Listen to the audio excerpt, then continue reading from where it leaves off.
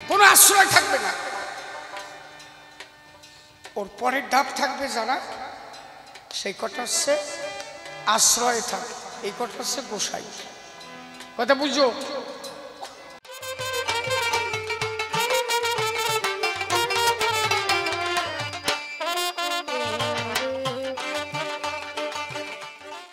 আমরা যারা শুধু দেহটাকে নিয়ে বসে আছি, আমার মধ্যে কে কথা কয়, আপনার মধ্যে কে কথা কয়, সেই পরম ব্রহ্ম পরম সত্তা, আজকে তাকে যদি জাতাজাতি করি, কোনো একটা মানুষকে আমি ঘৃণা করি, সেই ঘৃণা তাকে করা হয়। আমি যদি কোনো মানুষকে ঘৃণা করি, ঈশ্বরকে ঘৃণা করা হয়। এই জন্য বলছে জীবে দয়া, নামে রুচি, মানুষ এতে নিষ্ঠা, ইহা ছাড়া আর যত সব ক্রিয়া ভ্রষ্ট। হরিচাঁদ ঠাকুর পরিষ্কার বললেন, শোন, জীবে দয়া, নামে রুচি, মানুষ এতে নিষ্ঠা, ইহা ছাড়া আর যত সব ক্রিয়া ভ্রষ্ট। ভালোবাসবি মানুষকে, মনে রাখিস তাই, মানুষকে অবজ্ঞা করে কোনো ধর্ম নাই।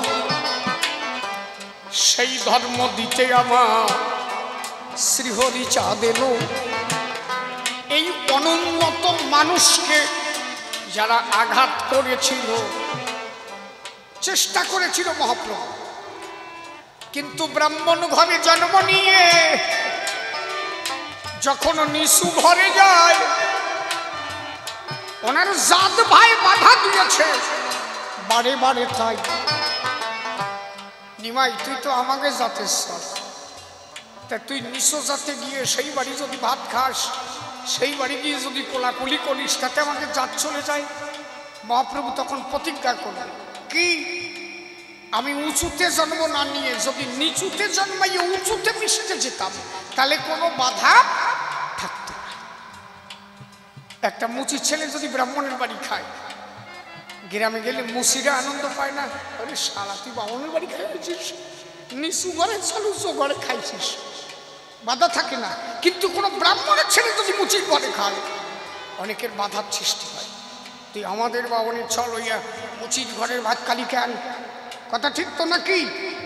মহাপ্রভু চিন্তা করলেন, আমি যদি ব্রাহ্মণ কুলে জন্ম না নিয়ে নিচু কুলে জন্ম নিয়ে উঁচুতে মিশতাম, তাহলে আমার ধর্ম দিতে কোনো অসুবিধা হতো না, তাহলে আমি আর এই জায়গায় থাকবো না। এইবার আমি নিচু হয়ে ওরাকান্দি অবতীর্ণ হব, কলিযুগ উদ্ধার হয়ে জগৎ মাতা।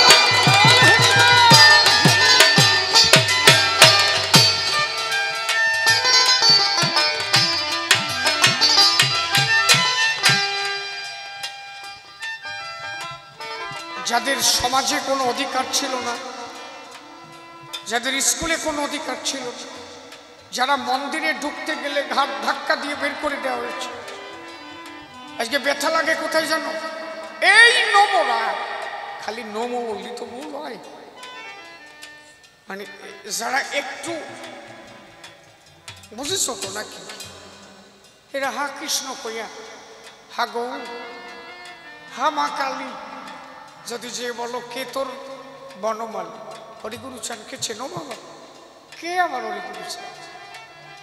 এরা বোঝেই না যে হরিগুরু চাঁদ যদি না আসতো, আজকে অনুন্নত সমাজের নাম যজ্ঞ দেয়া লাগতো না, কালী পুজো দেয়া লাগতো না, বাড়ির ঠেলায় ভাষা লাল হয়ে যেত, কোনো পুজো দেওয়া লাগতো। রামকান্ত তো কৃষ্ণ পূজা দিয়েছিল, বাড়ি খেলো কেন? জবাব দাও। রামকান্ত তো মহোৎসব করে নাই, হরিগুরু চাঁদের পুজো দেয় নাই, কারণ তখন হরিচাঁদ ঠাকুর আবির্ভূত হন নাই। রামকান্ত কৃষ্ণ পূজা দিয়েছিল, রামকান্ত কৃষ্ণের চরণে ভোগ নৈবেদ্য রন্ধন করে যখন দান করল, তারে আঘাত করা হলো কেন? সেটা কৃষ্ণ পূজা দিয়েছিল। জবাব দিতে পারো? কারণ তখন কে কৃষ্ণ ভজুক আর কে কালী ভজুক, কে দুর্গা ভজুক, এদিকে লক্ষ্য নাই, শুধু লক্ষ্য কোন রকম সারালে চল যেন মন্দিরেতে না ওঠে। সে যে মন্দিরে একমাত্র সেই জায়গা থেকে উদ্ধার করলো আমার দয়াল হরি ছাড়। একবার প্রেমানন্দে হরি হরি বলো ভক্ত জ্ঞানী জন। আজকে আমার সেই মানুষগুলো তারে যদি না চেনে এত বড় দুঃখ আমরা রাখবো বলো করে। কথা কি বেতাল আসছে নাকি? এর পরিষ্কার কথা। যার জন্য সমাজে অধিকার পেলাম, এই যে আজকে এইরকম জায়গায় নিবেদিতা পল্লী কি খেলাম জানো? সনাতন সমিতি খেলাম। এইরকম আমরা এই জায়গায় যে সম্মিলন করতে পারতাম কোনদিন? যে হরিচাঁদ ঠাকুর সাফলাডাঙ্গায় বিলের মধ্যে আবির্ভূত হতো, আজকে সেই মানুষ 1906 সালের আগে একটা নবসূত্রের চাকরি আছে দেখাও তো। 1906 আগে কেউ চাকরি আছে? ইতিহাস জানো? আগে ইতিহাস জানো? খালি কুরুপ দিয়ে কথা কই ওঠো ব্যাপারটা। আম্বেদকর সাহেবের জন্ম 1891, গুরুচাঁদ ঠাকুরের ডেট অফ বার্থ 1846, গুরুচাঁদ ঠাকুরের জ্যেষ্ঠ পুত্র শশীভূষণের ডেট অফ বার্থ 1867। আম্বেদকরের থেকে গুরুচাঁদ ঠাকুরের জ্যেষ্ঠ পুত্র বড় ছিল 25-26 বছরের। এট ফার্স্ট যিনি সরকারি চাকরি পান নবসূত্র সমাজে প্রথম চাকরি গুরুচাঁদ ঠাকুরের বড় ছেলে শশীভূষণ। তখন আম্বেদকরের কোনো খবর নাই, লড়াই করেছিল, প্রথম এদের নিয়ে লড়াই করেছে গুরুচাঁদ ঠাকুর। যার ফলস্বরূপ প্রথম চাকরি এদের শ্রী শশীভূষণ ঠাকুর। তার 25-26 বছর পরে আম্বেদকর সাহেব জন্ম নেয়। প্রথম তার চাকরি হয়েছিল সাব রেজিস্ট্রারি পদে, তার ট্রান্সফার হয়েছিল শিলিগুড়ি। জানবা না আজকে ভারতবর্ষ শুধু না 62 কান্ট্রি 62খানা দেশে হরিমন্দির গড়ে উঠেছে। এমন কোন দেশ নাই যে আমার নমো সেই দেশে নাই। আমার কানাইটাই এখন প্যারিসে যাইয়া বসে রয়েছে, বসো। যে কানাই বাবা আমার ডাক্তার বাজাতো, সেই কানাই এখন প্যারিসে যাইয়ে 1-1.5 লাখ টাকা কামায়। কার দয়ায়? যদি হরিগুরুচাঁদ আজকে না আসতো এরা কোনোদিন এই জায়গা পেত না। একমাত্র হরিগুরুচাঁদ।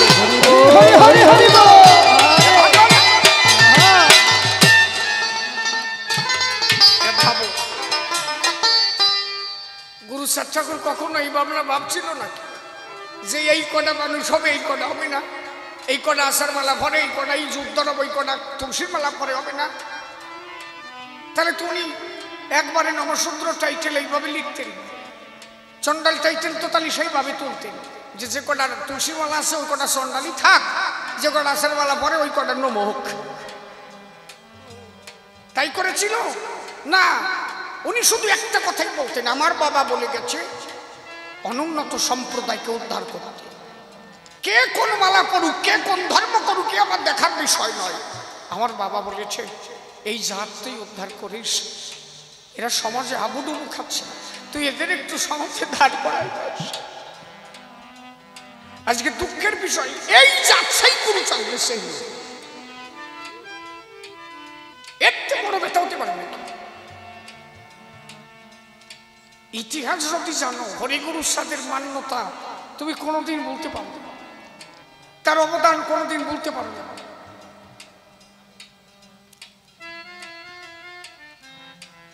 আজকে এই তোমাকে কি হয়েছে? তোমাকে দুজনের ঠেলা আমার কথায় বেতালস সাইডে যে কথা কব।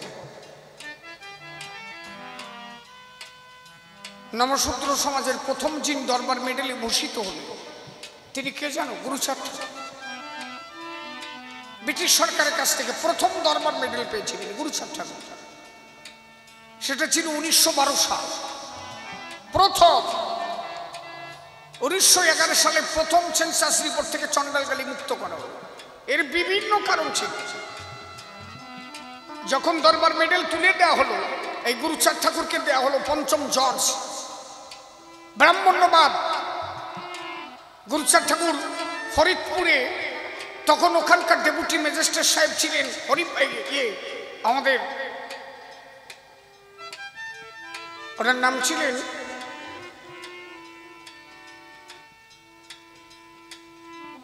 কুমুদ বিহারী মল্লিক। এই কুমুদ বিহারী মল্লিকের ঘরে গুরুচাঁদ ঠাকুর বসা। ব্রাহ্মণরা প্রতিবাদ মিছিল বের করল। ওনারে কেন দরবার মেডেল দেওয়া হবে?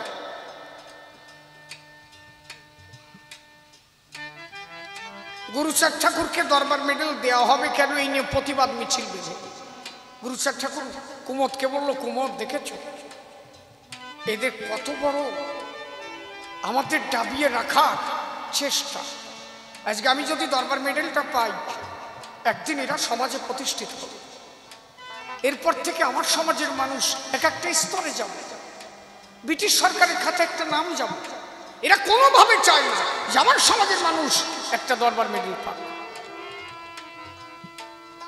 ঘটনাচক্রে কি হলো জানো? যে উচ্চ বর্ণের মানুষগুলো প্রতিবাদ করতেছিল, ওই রাস্তা দিয়ে সুরের নাম করে একজন লোক তার একটা বাচ্চা ছেলে নিয়ে যাচ্ছে। গুরুচাঁদ ঠাকুর ঘরের মধ্যে বসে আছে কুমুদ বিহারী মল্লিকের। ওই রাস্তা থেকে গুরুচাঁদ ঠাকুরকে দেখা যাচ্ছে। ওই ছেলেটার বাবাকে বলছে, বাবা আমার হাতটা ছেড়ে দাও না। কেন? বলে, বাবা তোমার মনে আছে না একবার আমার জ্বর হয়েছিল? বলে, হ্যাঁ তা তো। বলে, আমি মারা যাচ্ছিলাম না? বলে, হ্যাঁ তা তো। বলে, তা আমি বলেছিলাম না আমার কে যেন স্বপ্নে দেখাচ্ছে একটা ইলিশ মাছ ভাজা আর পান্তা ভাত খেলে আমার জ্বরটা সেরে যাবে। বলে, হ্যাঁ তাও তো আমি এনে দিয়েছিলাম। বলে, বাবা ওষুধ তো আপনি এনে দিয়েছিলেন, ডাক্তারটাকে আমি কি আপনাকে বলেছিলাম? বলে, না তা তো বলো নাই। বলে, ডাক্তারটাকে জানো? তা আমি কি করে জানি? তোমার কে স্বপ্নের ঘরে বলেছে? বলে, ডাক্তার হচ্ছে ওই দেখো ঘরের মধ্যে বসে, ওই যে ওনার ঘরে বসে আছে উনি। বলে, উনি তো গুরুচাঁদ ঠাকুর। বলে, হ্যাঁ উনি। সেই দিন গভীর নিশীথে ইনি গিয়ে আমার বলেছিল, পান্তা পাতার ইলিশ মাছ খাবি জ্বর তোর সেরে যাবে। সেই ডাক্তারের দেখা পেলাম 2-1 বছর হবে। আমি 2-1 বছর পরে তারে দেখলাম। এই মানুষ আমার স্বপ্নে বলছিল। সুরেন বাবু ছেলের নিয়ে যখন গুরুচাঁদ ঠাকুরের কাছে গেল, গুরুচাঁদ ঠাকুর বলল, সুরেন সুরেন তোমার ছেলে পান্তা পাতার ইলিশ মাছকে কেমন আছে? ওই বাবনার আছে? ছেলে হাত থেকে ছেড়ে দিয়ে পড়লো গুরুচাঁদের পায়। বলে, এই মানুষের সংসারে কোনো জাতাজাতি নাই। বল হরি বল হরি বল বলে তারা দিল গড়াগড়ি। একবারে প্রেমানন্দে মদন ভরে বল হরি হরি হরি বল। সুরেন বাবু বাইরে এসে ব্রাহ্মণদের বললেন, কার নামে প্রতিবাদ মিছিল করো তোমরা? উনি যদি কোনো জাতিভিত্তিক মানুষ হতো তাহলে কি আর আজকে আমার ছেলে বাঁচত? ভগবানের কোনো জাত হয় না। রাম এসেছিলেন ক্ষত্রিয় কুলে। কেন আমরা নোমরা রাম রাম বলি না নাকি? বলি কিনা? কথা কইও। এই যে কিছু লোক আছে কয় যে হরিচাঁদ তো খালি নমকে হরিচাঁদ। কেন নমক হবে? কেন? কৃষ্ণ এসেছিল গোসলদের ঘরে, বৈশ্যের ঘরে। কেন ওনরা কয়জন খালি কৃষ্ণ কৃষ্ণ কই? আমরা কই না জয় জয় রাধা গোবিন্দ প্রেমানন্দ হরি বল হরি বল হরি বল। তাহলে এসেছিল তো বৈশ্যর ঘরে, তারা কয়জন ডাকবে? আমরা ডাকি কেন? কথা বোঝা যাচ্ছে না? মহাপ্রভু এসেছিল ব্রাহ্মণের ঘরে, কয়জন ব্রাহ্মণ মহাপ্রভুরই ডাকে? আমরা কি ডাকি না? হরিচাঁদ এসেছে নমশূদ্রের ঘরে, তাই বলে খালি আমাকে হবে না? তারা ডাকবে না? ভগবান কারো ব্যক্তিগত সম্পত্তি না। তবে এদের মধ্যে এসেছিল কেন? ভগবানের কাছে কোনো জাতাজাতি নাই। উনি ভক্তদের রক্ষা করতে আসেন। উনি যখন দেখলেন রামকান্ত বৈরাগীকে যখন ঘিটি ধাক্কা দিয়ে মন্দির থেকে বের করে দিল, রামকান্ত যখন নদীর জলে স্নান করতে গেল, কানটি ধরে নদীর জল থেকে তুলে দেওয়া হলো। রামকান্তকে বলা হলো, তুমি নদীর জলে স্নান করলে নদীর সুচ লেগে যায়, আমরা এই জলে স্নান করতে পারি না। কি নির্মম অত্যাচার ভাবো। অত্যাচার সহ্য করতে না পেরে তখন রামকান্ত ডেকেছিল, প্রভু তুমি এসো। তোমার হাজার হাজার লক্ষ লক্ষ কোটি কোটি ভক্ত তোমার জন্য ক্রন্দন করছে, তুমি এসে তোমার ভক্তের মান রক্ষা করো। গীতার পাতায় বললেন কি, যদা যদা হি ধর্মস্য গ্লানি ভবতি ভারত অভ্যুত্থানং ধর্মস্য তদাত্মানং সৃজম্যহং পরিত্রাণায় সাধুনাং বিনাশায় চ দুষ্কৃতং ধর্ম সংস্থাপনার্থে সম্ভবামি যুগে যুগে। তাহলে ভগবান আসে কখন? ভক্তকে পরিত্রাণ করতে, ধর্ম সংস্থাপন করতে, তখন ভগবান আসে। তাহলে এদেরকে ছোট ভেবে যখন আঘাত করা হলো, এই ভক্তদের রক্ষা করতে ভগবান তখন ঝুঁকে এসেছিল সিংহাবরত মন্দিরে। আমার হরিচাঁদ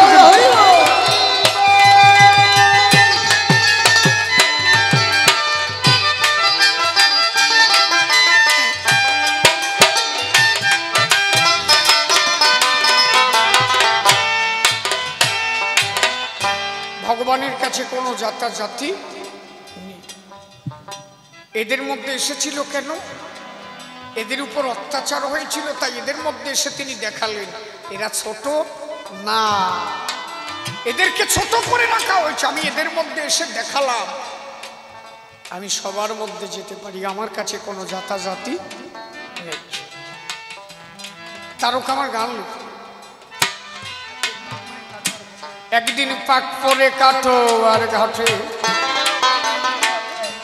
প্রেম বন্যা উঠলে ওঠে, থেকে গোদাবরী তটে বিদ্যানগর ঢেউ খেলে।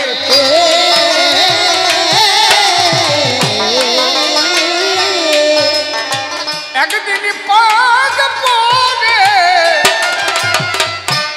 পরে কাটো আর ঘাটে প্রেম বন্যা উঠলে ওঠে, আর থেকে গোদা বড়ি তটে বিদ্যানগর ঢেউ খেলে।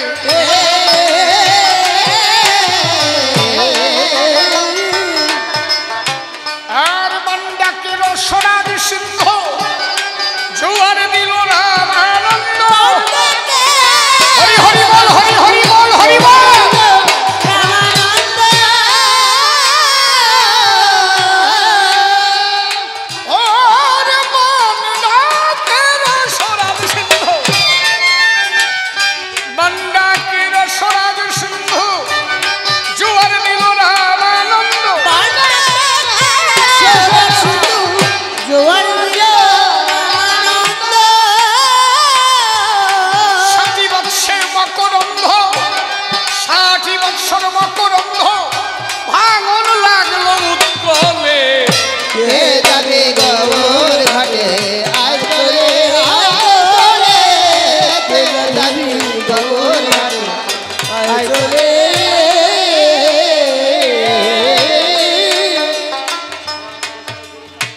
আমার গোসাই গুরু চাঁদের বাণী, সেই মানুষ এসেই দানি, প্রেম বন্যায় ভাষায় অবনী, হীরামন তাই ঝাপ দিলে।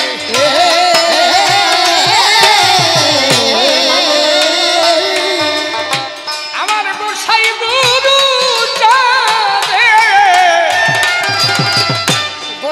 গুরু চাঁদের বাণী,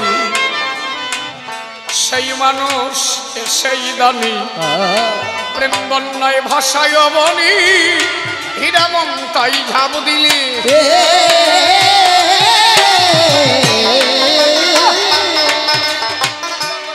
ডুবলো গোলক ছাদের তরি,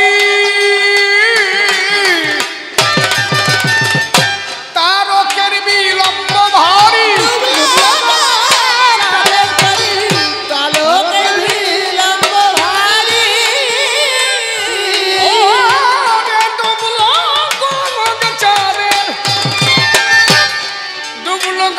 চাঁদের তরি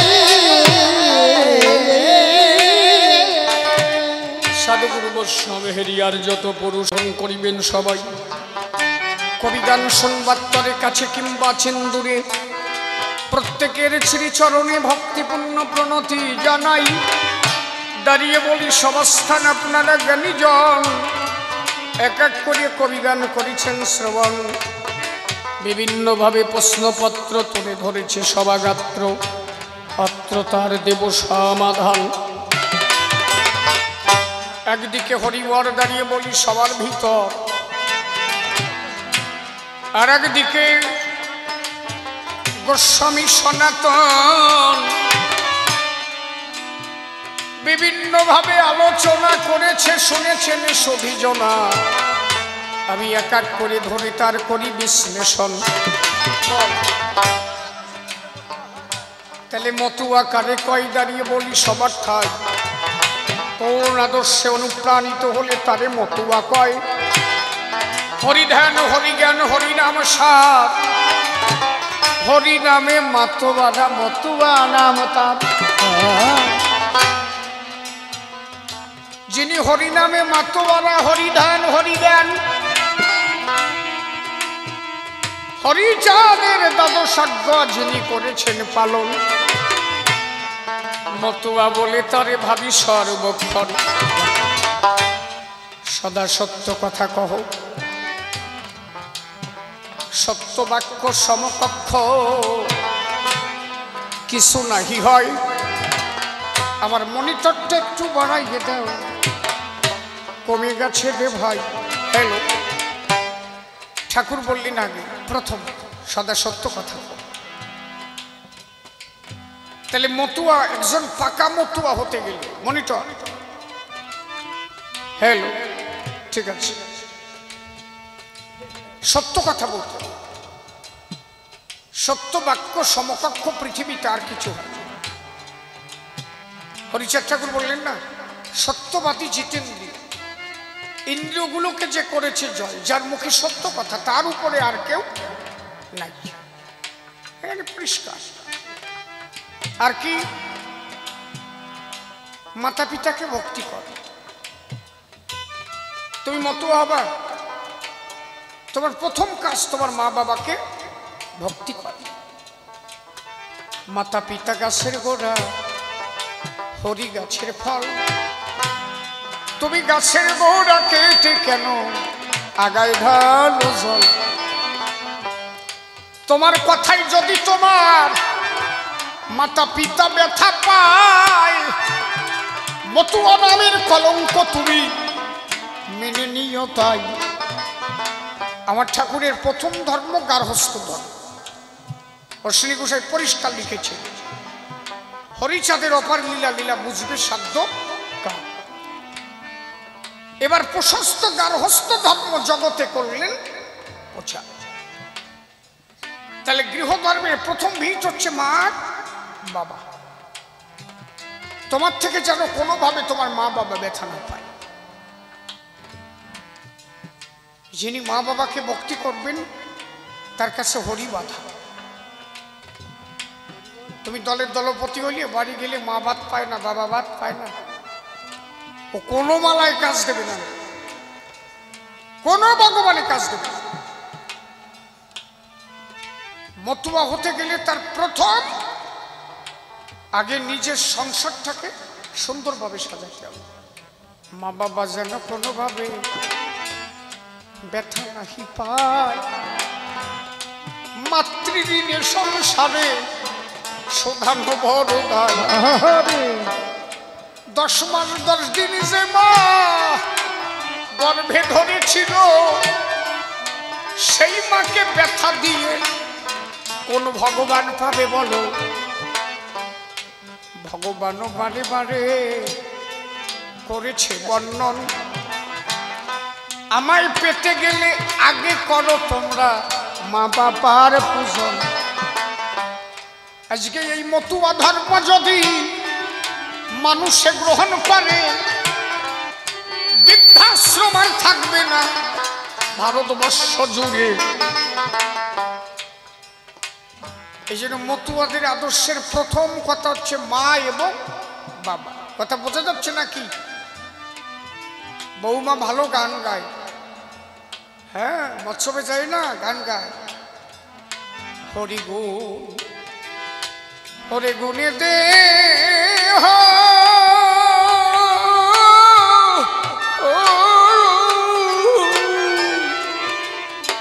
কান দিয়ে পাটই দিয়ে গেল। বাড়ির থেকে দেখবা শাউরির উপরে ঝাঁটা ধরে কথা কয়া তো দিছি, ওনার হরিগুড়ি দেহ জারিয়ে নিচ্ছে। কথা আমার বোঝা যাচ্ছে নাকি? কেডা কইছে তোমার ওই আসরে যাই ওই গাতি কেডা কইছে? বাড়ি যে তোমার শাউরি ভাত পায় না, শ্বশুর ভাত পায় না,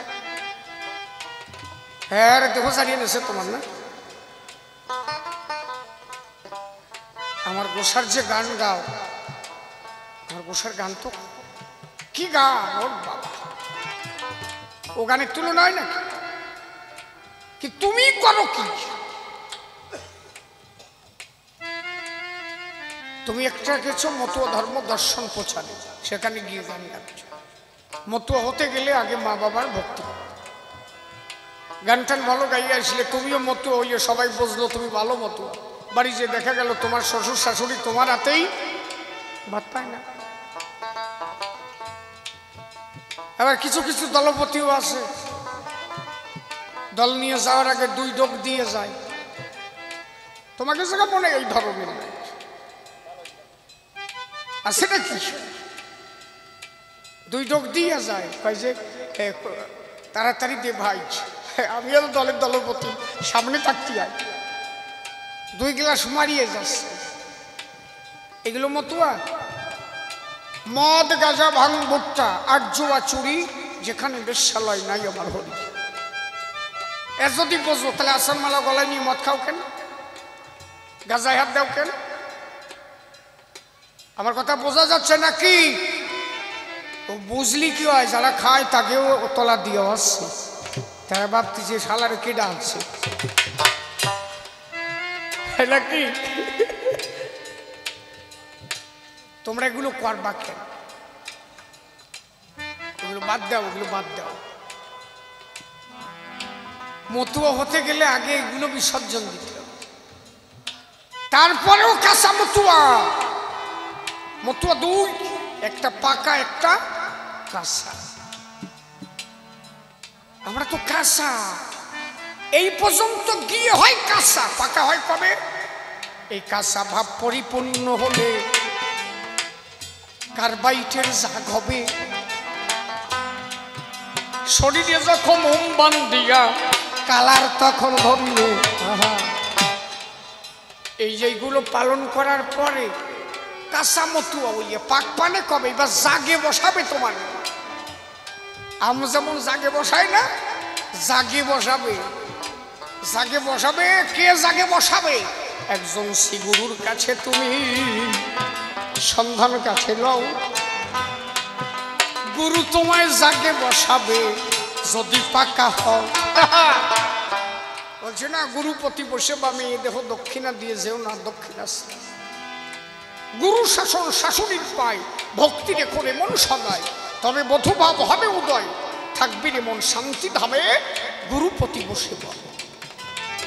এইবার একজন গুরুর কাছে যাও, গুরুর কাছে যদি পাকা হতে পারো, গুরুর ওই কার্বাইটের ওম পাবা, আস্তে আস্তে পাকপা। পাকপা কিসে? প্রেমের দ্বারা পাকা হয়ে যাবে। প্রেমে পাকার পরে 3টে কালার ধরবে, একটা সাধারণী, একটা সামঞ্জস্য, একটা সামার্থ্য। একদম কোন কোন আম পাকে তুলে তুলে হয়ে যায় না, হ্যাঁ ওইটা হচ্ছে পাগল, এটা হচ্ছে পাগল। এটা আমার হীরামন বলো, পাইকে মোটে টুকু টুকু, সাপ দিলি রস পড়ে। আমি যেদিকে ফিরাই একই সখী হরিময় জগৎ দেখতেছি। আমি কি আমাতে আছি হরিচাঁদের রূপে নয়ন দিয়ে ঘরের বাড়ি লাগছে না? মন পোড়া রোগের রীতি সদাই জলে বিষের বাতি, মন হয়েছে ছন্নমতি কি করিতে কি না করতেছে। এ বড় কঠিন ব্যারাম, কিছুতে না হয় গো আরাম, কেবল বলি মরবে মরবে মরবে মরে রয়েছে। এই সময় বাক্যে তুল তুল করে, তার মানে কি? সে হরি বলা মাত্র তখন চোখের জল ঝরে, প্রেমে পাগল হয়ে যায় হরি বল।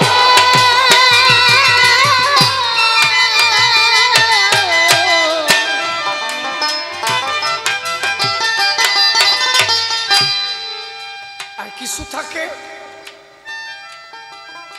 একদম রসালো ভাবের থেকে একটু কমা থাকে, থাকে না? ওই কড়াই গোসাই, ওরা নিরাশ্রয় নয়, পাগল হয়ে গেলে নিরাশ্রয় হয়ে যায়। অশ্লীল লিখেছে না, নিরাশ্রয় সারা বিটায় রয়, নাই তার গুরুজন আর ভয়, কখন আসে কখন কাঁদে, কি যেন আসে না নাকি? কোনো আশ্রয় থাকবে না।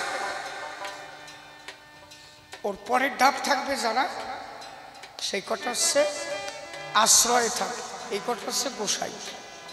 কথা বুঝো? আর ওই যে আদা কাঁচা আদা পাকা, এই কটা হচ্ছে সাধু। ও আমার কোনোটা না, ওই আদা কাঁচা আদা পাকা ওটাও তো তুলতুলি অতি পারে, ওই আদা কাঁচা আদা পাকাতেই তো তুলতুলেতে যাবে। কথা বুঝিস? সব কটার সাথে সব কটা সম্পর্ক। তাহলে মতো আগে হয়, এটা হতে গেলে দ্বাদশ আজ্ঞা পালন করো, পরনারী মাতৃত্ব, জগৎকে প্রেমদান করো, শ্রীহরির চরণে আত্মদান করো, দৈনিক প্রার্থনা করো, সদা সত্য কথা করো, মাতা পিতাকে ভক্তি করো, পবিত্র চরিত্র ব্যক্তির প্রতি জাতিভেদ করিও না। আমরা কি পারি? তাহলে আমরা মতো আলম কবে? এই আমরা যে জাতাজাতি করে রেশারেশি আরম্ভ করেছি, আমরা মতো আলম কবে? ঠাকুরের ধর্মের মধ্যে কোনো জাতাজাতি থাকবে না। অশ্বিনী গোসাই কি লাগছে? তথায় যায় ৩৬ জাতে প্রসাদ খাচ্ছে এক পাত। যাতা যদি থাকতো তাহলে ৩ কোটির জায়গা দিত গুরু সাহেব ঠাকুর।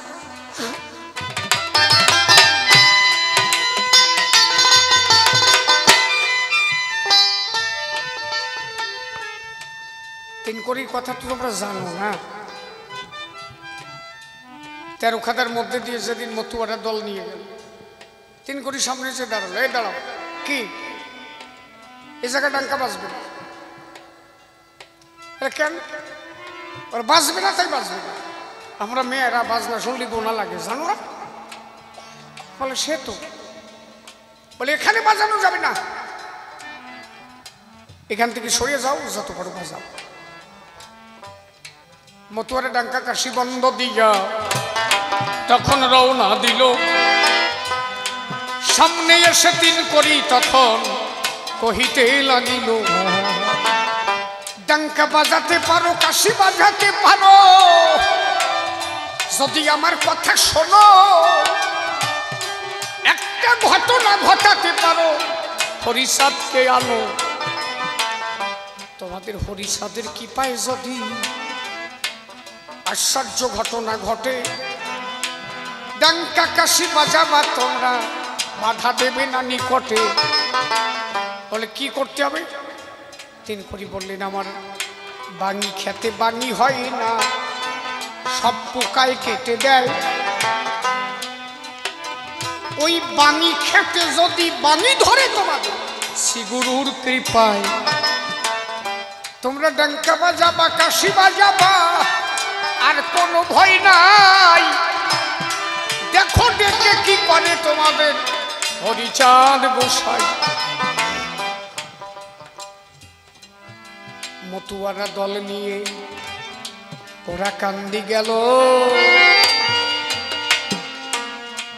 তখন ওরা কান্দি যেতে হলে শোনেনি জ্ঞানী দল। তখন যারা ওরাকান্দির উদ্দেশ্যে রওনা দিত, কেউ 15 দিন, কেউ 30 দিন, কেউ 1.5 মাস, কেউ গোসাইটা সত্যি না। আমরা আগে ঠাকুর বাড়ি আসছি, তাই 8-10 দিন আগে রওনা দিচ্ছি, মহোৎসব করতে করতে আসছি, কি হবা ঠিক না? আর এখন তো প্রস্তুত করে লড়িতে যাই, প্রস্তুত করে চলে আসে, সে পেয়ে মন নাই, সে বাপ মন নাই, ভক্তিও নাই, কুরুদ দিয়ে যাই, কুরুদ দিয়ে।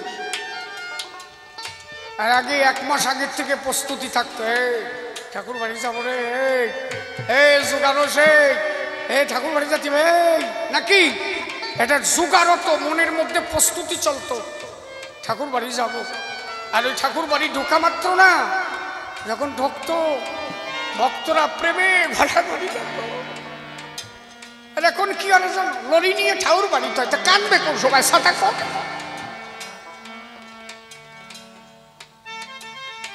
ওই রাস্তা তো খেটে যেত, আমরা তো তার জন্য যাই, আর কারোর জন্য কি আমরা যাই?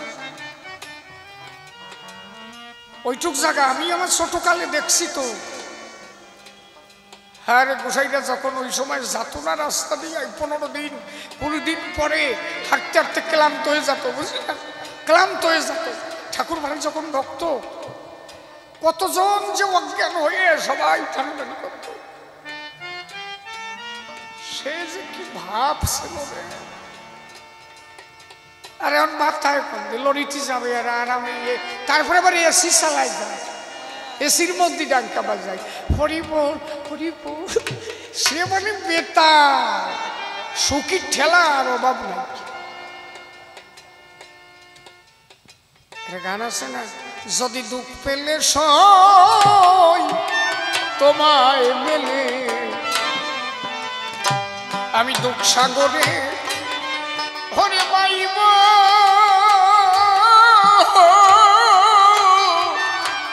তরি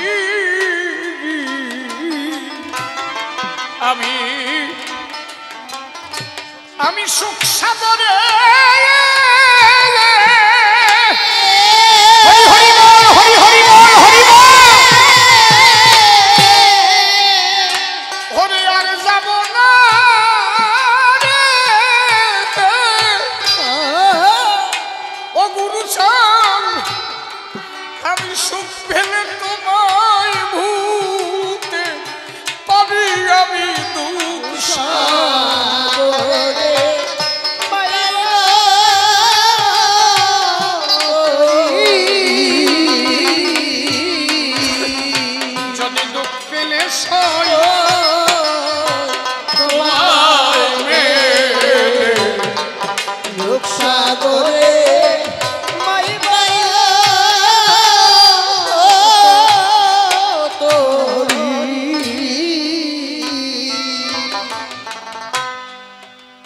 তোমার কথা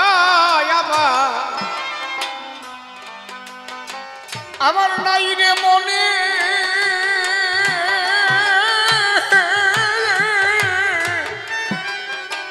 নাই রে মনে, কেন পাঠালে পাঠালে সংসার কারণে, কবে বাজবে বাঁশি, কবে বাজবে বাঁশি আমার